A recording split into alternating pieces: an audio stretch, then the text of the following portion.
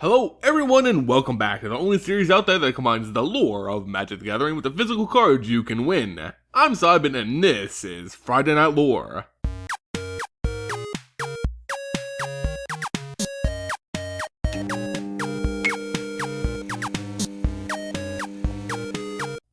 Welcome everyone to a special, non-Friday edition of Friday Night Magic. You know, it's just a name, and no matter the day of the week, FNL will always be about two things: MTG lore and those sweet giveaways.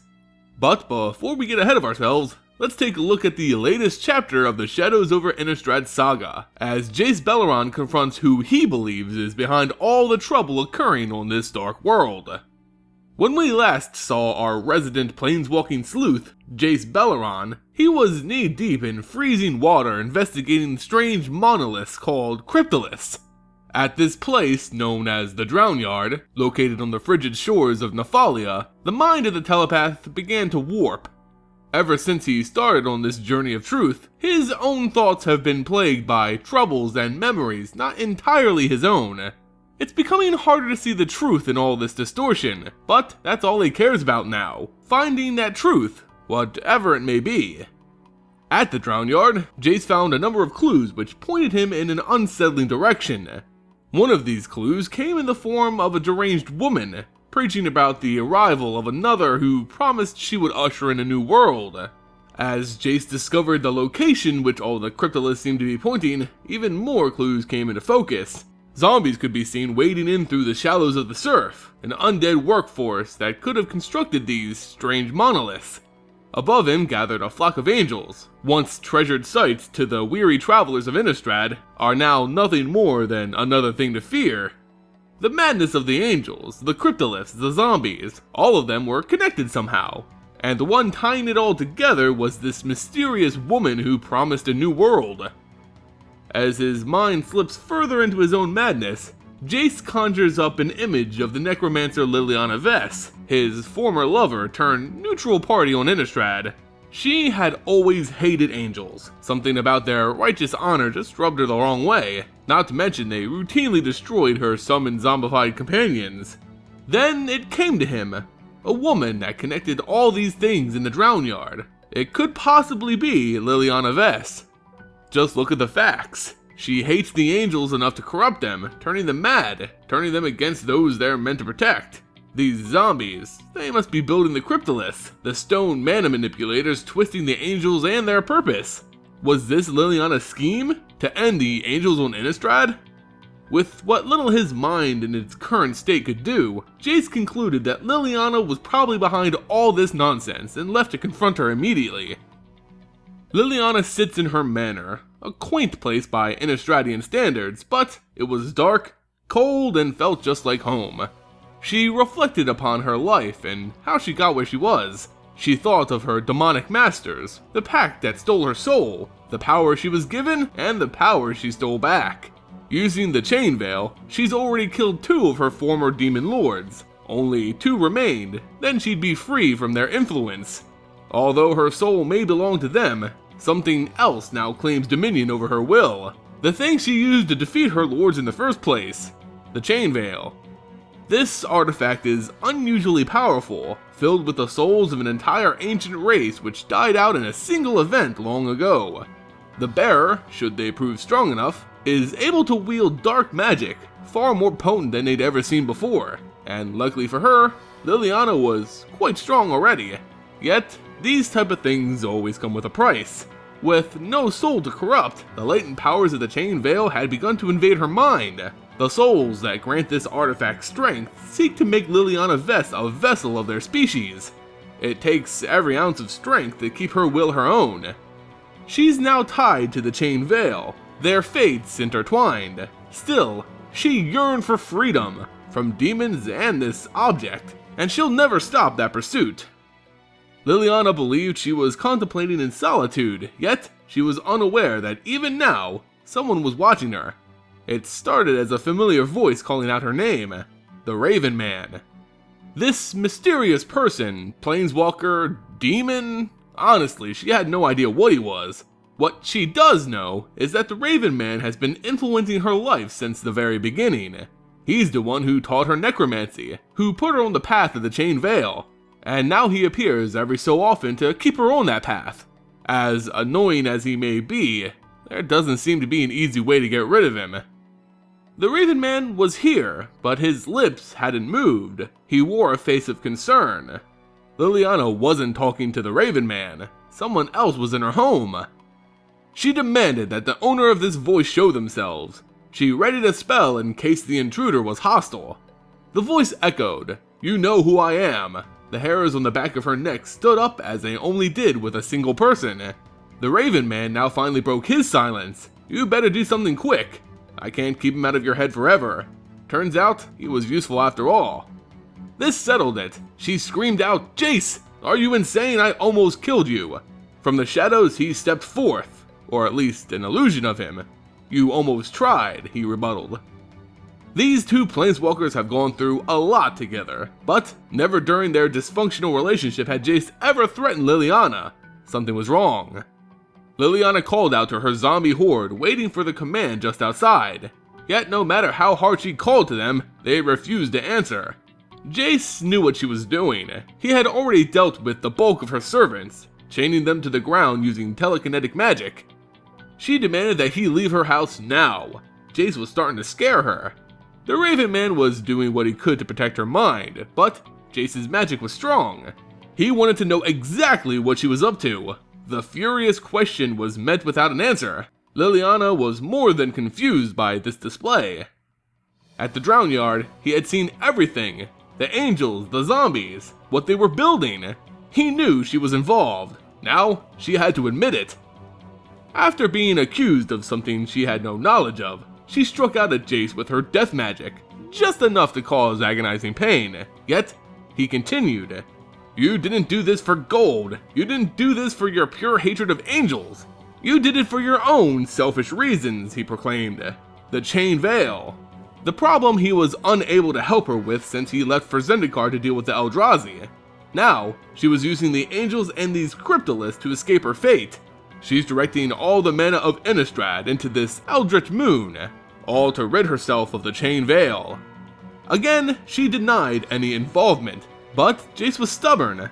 Eventually, he would get through her barriers and learn the truth. The Raven Man spoke up again. "I don't know what you ever saw in him. You're nothing but another puzzle for him to solve, and he's nothing to you whatsoever. End him now." No matter where she turned, Liliana was faced with only illusions of the Mind Mage, not the man himself. One would approach, and she'd cripple it back to the essence it was fashioned from. The real Jace remained safe in hiding. "He's getting through your defenses," the Raven Man said, and in that instant, one of the Jace illusions stared directly at this mysterious figure, for that was the first time he was ever noticed by someone other than Liliana. Jace wandered out. "Who is..." But he was cut off, as he lowered his illusions for a brief moment. Liliana pressed the advantage, sending a bolt of dark energy coursing through Jace's body, sending him to his knees in pain. Regardless of the pain he was in, Jace kept pursuing the truth, asking for what she knew of the Drown Yard, in between his own screams of course. Liliana figured that sufficient pain would end his questioning and cause him to see reason, but this line of logic only worked on rational people. Jace was no longer in that category.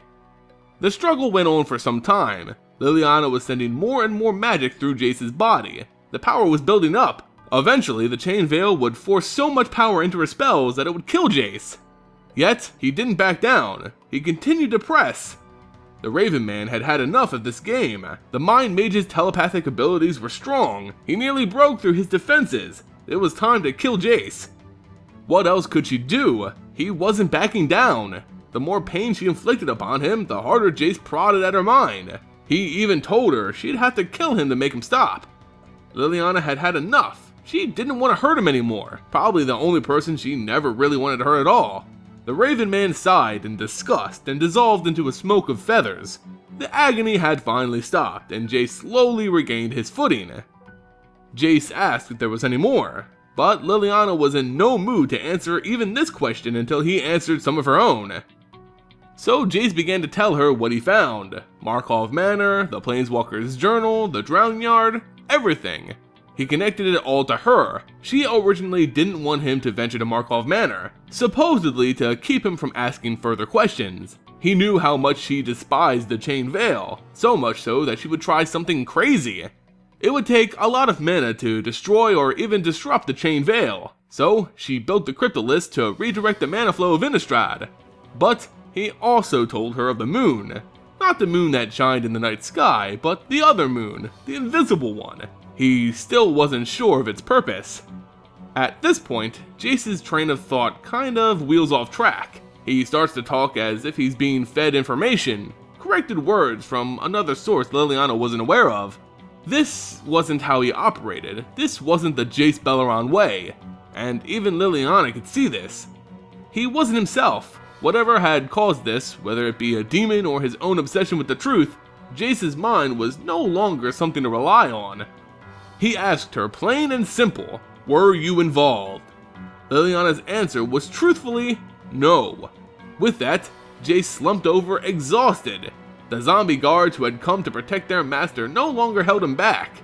Liliana placed his tired head upon her lap and combed her fingers through his hair. Liliana had started to bleed through the demon scars on her skin while using so much of her magic, and for a time, both of them seemed to truly care for one another. He asked her to promise him something. Don't experiment with the Chain Veil. There are too many voices, too many souls trapped within. Who knows what she'll release? It was something she couldn't promise, but in his deranged state, Jace couldn't process that she didn't accept this promise. This picture-perfect scene couldn't last forever. There was still a mystery to solve, and if it wasn't Liliana, then who could be behind all this? Jace needed to go. Thraben, the holy capital and home to Avacyn's cathedral. That would be his next destination.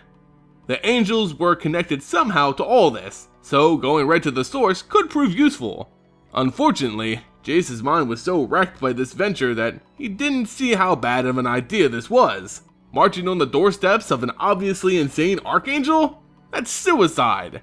Luckily, Liliana provided some sound counsel. However, nothing she said to him seemed to make a difference. Her advice went in one ear and out the other.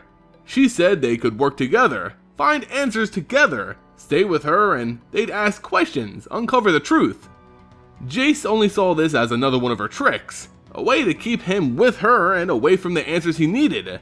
If she would not come with him to Thraben, then there wasn't going to be a we in this investigation. With that, Jace again left Liliana in search of answers. He would probably die in Thraben, but someone has to know what's going on here. She did nothing as he walked out through her doors for the second time. As the doors shut on her manor, a voice comes from behind. Another she recognizes immediately, a servant of hers named Jared.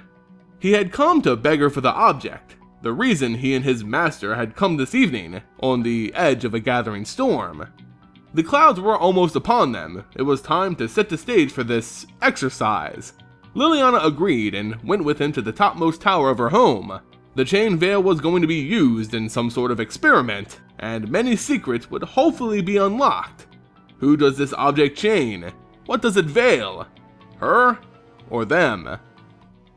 And that does it for the latest chapter in SOI lore. So we discover that Jace's theory of Liliana being behind all this madness is without merit, but we also find that she's more willing to help Jace now. They still care for each other deeply, but as Jace's mind becomes frayed, Liliana has become more fearful of the unpredictable Mind Mage. Regardless, she's now about to do something Jace believes is a very bad idea: run experiments on the Chain Veil. In a very Frankenstein-esque scene to come, it looks like the Chain Veil will be subjugated to lightning strikes. The results will be unprecedented. But that's gonna do it for this video, guys. If you have any theories on what could happen to the Chain Veil during this experiment, let me know in the comments below. As with all my Friday Night Lore videos, it's time to reveal my giveaway card of the week. And that will be a copy of Harness the Storm. It may not be the flashiest giveaway for FNL, but it really alludes to what we can expect from the upcoming stories in this set. To enter for your chance to win this card, all you have to do is be a subscriber to the channel and leave a comment on this video.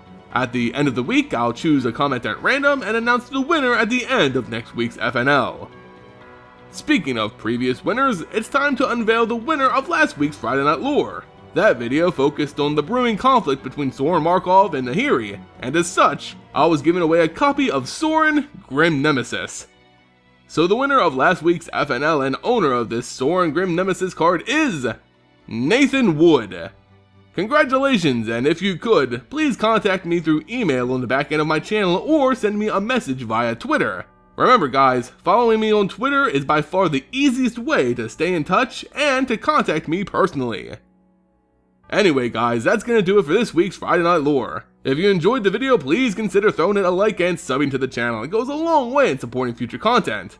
You can also support the channel by becoming a patron on Patreon. Not only do you directly fuel my videos, but you also get entered into monthly giveaways for packs, cards, and entire booster boxes. Check it out, linked in the description below.